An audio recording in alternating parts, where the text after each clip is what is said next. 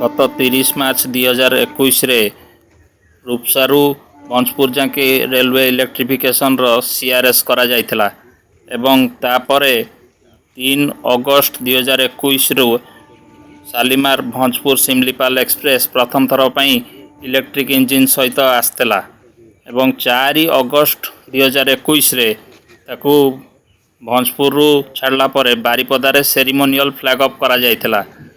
एठी royal family रो श्री प्रवीण कुमार भंजदेव आसिकी सबुज पताका देखी ट्रेन को फ्लैग अप करते आउ सेठू ट्रेन बाहरी थिला शालीमार अभिमुखे।